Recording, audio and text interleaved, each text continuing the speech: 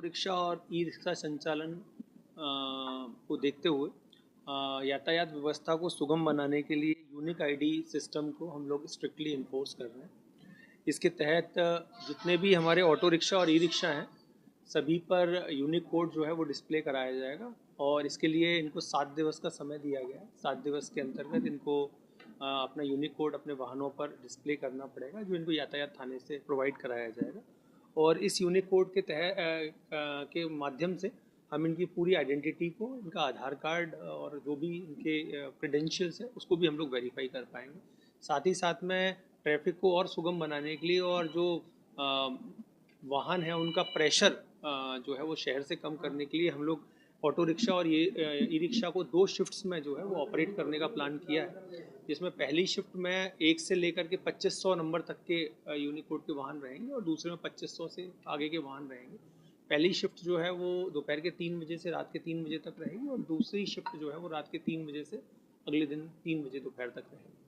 तो ये जो है इस तरह के हम नवाचार प्लान किए हैं। अभी विगत दिवस में भी आप लोगों ने देखा था, हमने महाकाल मंदिर की व्यवस्था में ई रिक्शा और ऑटो रिक्शा को एक विशेष मार्ग में प्रतिबंधित किया था।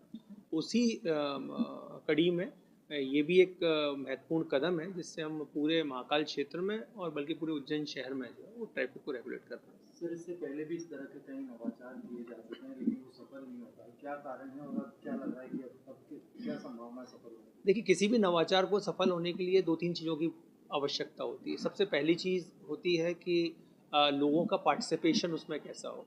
हम लोग इस संबंध में सभी ई रिक्शा चालकों और ऑटो चालकों से 1 to 1 बात कर रहे हैं, उनके साथ मीटिंग्स कर रहे हैं, उनको इसके बेनिफिट्स समझा रहे हैं।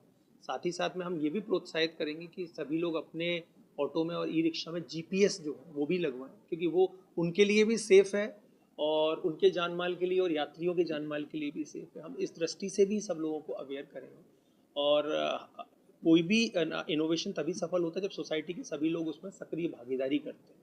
तो हम प्रॉपर अवेयरनेस के साथ में और इन्फोर्समेंट के साथ, दोनों स्ट्रेटेजी के साथ में हम लोग काफ़ी आश्वस्त हैं कि ये चीज़ सफल रहेगी और उज्जैन जिले को जो कंजेशन है, ट्रैफिक कंजेशन जैसी समस्या से निजात मिल पाएगी।